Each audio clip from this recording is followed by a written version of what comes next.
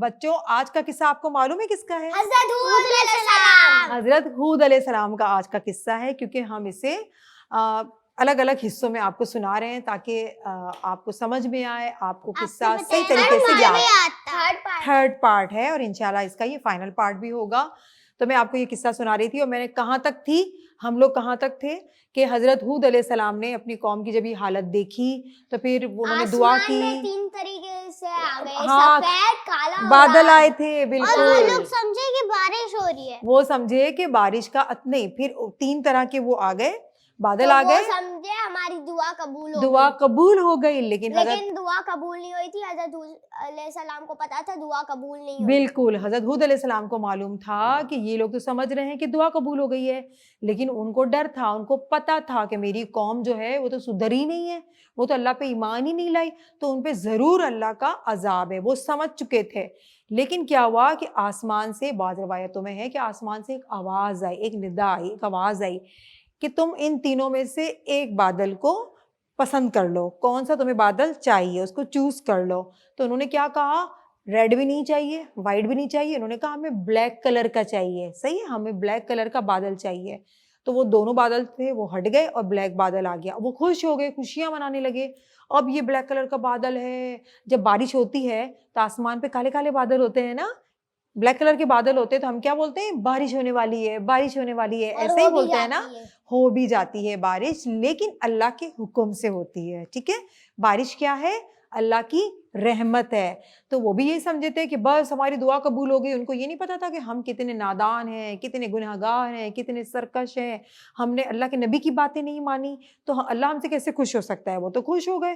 انہوں نے کہا بھائی ابھی تو بارش ہوگی، اور سارے لوگ ہیں نا خوشی سے ایک دوسرے کو مبارکباد دینے لگے، بھائی مبارک ہو بارش، چلو چلو چلتے ہیں. کھلے میدان کی طرف آ گئے کہ دیکھو وہ بادل ہے، کیونکہ ہوا بھی نہیں آ رہی تھی، وہ بڑے پریشان تھے. انہوں نے کہا کہ چلو بادل ہے، اب تو تھوڑا سا بارش آئے گا، ہمیں ٹھنڈی ٹھنڈی ہوائیں آئیں گی، اور ہمارے اب کھیتی باڑی اگے گی، اور ہمارے جو جتنے بھی جانور تھے وہ دوبارہ سے ہوں گے، دوبارہ سے پھر ہمیں دودھ دیں گے، ہم ان کا گوشت کھائیں گے. بڑے خوش تھے. لیکن ان کو پتہ ہی نہیں تھا کہ اللہ تعالیٰ کا عذاب آنے والا ہے. لیکن حضرت ہود علیہ السلام جو تھے وہ ان کو تو پتہ تھا.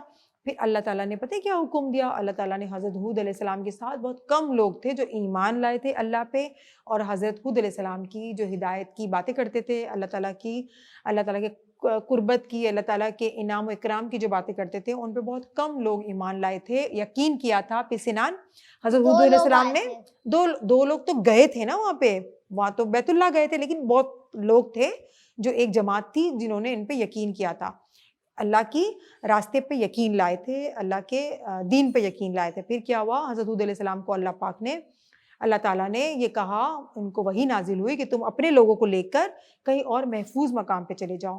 پھر بچوں حضرت ہود علیہ السلام جو ہے وہ محفوظ مقام پہ چلے گئے، ان کو لے کر دوسرے شہر چلے گئے. پھر پتہ ہے کیا ہوا؟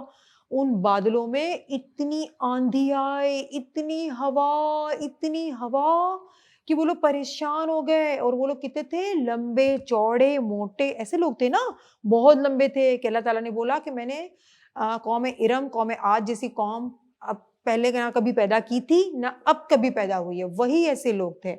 پھر کیا ہوا کہ ان لوگ کو آندھی نے اتنا، ان کے مویشی کھلے میدانوں میں جب وہ تھے، کچھ لوگ تھے وہاں کے قوم ارم قوم عاد کے تھے، ان کے مویشی تھے، وہ لوگ تھے. اللہ تعالیٰ نے آندھی جو آئی، آندھی کی ہوا نے ان کو آسمان تک اٹھایا اور آسمان سے لے کے نیچے گرایا، ایسا گرایا.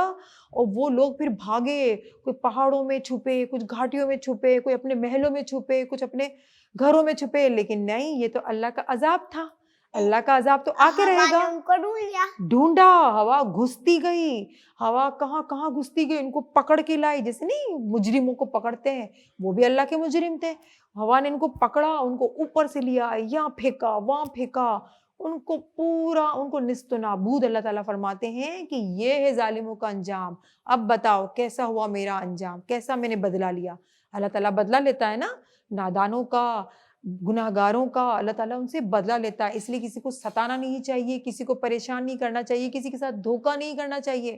دھوکہ کرنے والے کچھ زندگی تو ان کی بہت اچھی گزرتی ہے، انہوں نے آج بےایمانی کی، چوری کی، جھوٹ بولا، बुरे काम किए तो हमें लगता है कि हम पे तो कोई परेशानी ही नहीं है, हम तो हमेशा ऐसे और जो रहेंगे। अल्लाह ताला के पास चले गए होते हैं, उनकी ईद में एक नमाज पढ़ने से हमारी सारी जो हमने हरकतें करी होती है वो माफ हो जाती बस है। सिनान की बातें इतनी मासूम सी बातें होती है। मैंने सिनान और आप जैसे जितने भी सिनान आपके घर में हैं, आपको पता होगा कि वो जब अल्लाह का जिक्र हो रहा होता है तो इनके दिल से अल्लाह की बातें निकल रही होती हैं, लेकिन उन बच्चों को पता नहीं होता कि हम क्या बात करें। लेकिन इनका मफहूम, बच्चों के जो मीनिंग्स होती हैं वो ये होती हैं कि अल्लाह के वो करीब होते हैं और वो ये चाहते हैं कि हम जो गुनाह करते हैं और जो हमारे प्यारे लोग अल्लाह ताला के पास चले गए हैं, इंतकाल हो गया है, जो हम उनके लिए दुआ करते हैं, तो हमारी दुआएं, हमारे गुनाह भी माफ़ होते हैं और उनको भी वहाँ सुकून मिलता है। तो सिनान का मतलब ये होता है, लेकिन सिनान उसको एक्सप्लेन नहीं कर सकते। तो बहुत सारे सिनान आपके घर में भी हैं जो आपसे ये बातें करते होंगे। तो मुझे इनके जो दिल होते हैं ना, बच्चों को इसलिए तो फरिश्ते कहा जाता है, बहुत साफ दिल के होते हैं। तो फिर क्या हुआ सिनान कि वो आंधी ने सबको इतना फेंका, उनको मारा कि वो सारे के सारे खत्म हो गए, मर गए, क्योंकि अल्लाह का ये अजाब था। और अल्लाह ने ऐसा अजाब दिया, ऐसा अजाब दिया, बाज़ रिवायतों में है कि अल्लाह ताला ने जो ये जो आंधी भेजी थी ना, जो हवा भेजी थी, वो जो रिंग होती है ना, रिंग की कितनी वो गोल कितना सर्कल होता है, इतना सा होता है ना, उस इतनी सी जगह खोली थी अल्लाह ताला ने, आसमानों से बस इतनी सी जगह खोली थी, इतनी सी जगह खोली थी। तो वो आंधी ने इतनी तबाही दी। सोचें जब अल्लाह को गुस्सा आएगा, जब हम सब इतने गुनाह करते हैं, इतनी सरकशी अल्लाह ताला करते बहुत हैं, बड़ा वो खोलेंगे तो फिर कितना क्या हाल होगा। होगा, हमारा क्या हाल होगा। जो कौम आद इतनी ताकतवर, इतनी चौड़ी, ऊंची, लंबी, फख्र करते थे, इनको कोई बीमारी नहीं होती अमीर भी थी, थी। अमीर भी बहुत थी, ना उनके दांत में दर्द होता था, ना इनके सर में दर्द होता, इनको कुछ भी नहीं होता था, वो मर जाते थे। देखो अल्लाह का इतना बड़ा इनाम, इतनी बड़ी अल्लाह ताला की नरमी, रहम दिली, फिर भी वो सरकश थे। तो अल्लाह ने उनको कैसा अंजाम दिया, एक नबी को जुटलाया। अल्लाह ताला, नबी का तो कुछ भी नहीं हुआ, हज़रत हूद अलैहिस्सलाम का कुछ हुआ। हज़रत हूद अलैहिस्सलाम की जो उम्र थी, बाज़ रिवायतों में आता है कि 150 साल या 160 साल थी। 50 साल की उम्र में उनको नबूवत अता हुई। 50 साल उन्होंने तबलीग की और 50 साल वो बाद में जिंदा भी रहे। उन्होंने दीन पे काम किया, दीन को 150 हो फैलाया। गए। 150, तकरीबन 150 160, क्योंकि एग्जैक्ट हमें नहीं पता होती ना, वो तो अल्लाह ताला को ही पता होता है। जो हम पढ़ते हैं हमें वही चीज़ें पता होती है, बाकी जो हमसे गलतियां हुई हैं अल्लाह ताला हमें माफ़ करे। लेकिन मकसद ये होता है कि हमारे अंबिया की बातें हम लोगों तक पहुंचाए। और बच्चों बताओ किसी एक की खास नसीब बात, में ये लिखा होता है उसकी उम्र बहुत लंबी है। किसी की छोटी होती है, किसी की बचपन में किसी का इंतकाल हो जाता है। लेकिन अब आपको मैं एक मजे की बात बताऊं और ये अक्ल और गौर और फिक्र की बात बताऊं। ये ओमान का एक आगे का कोई शहर था, या ओमान से कोई करीब मिलता हुआ शहर है, जहाँ पे कौम आद, इरम जो इरम। है वो आबाद थी। अब वहां जाके देखा जाए ना, जो मैंने आपको शुरू में क्या बताया था, हरियाली थी, खेत थे, फ्रूट्स के भी इतने बड़े बड़े बाग थे, वेजिटेबल्स के भी बाग थे, मवेशी थे। मैंने बताया थी ना, ये बात शुरू में जी। आपको बताई थी। अब वहां जाके रेगिस्तान, रेगिस्तान पता है किसको बोलते हैं?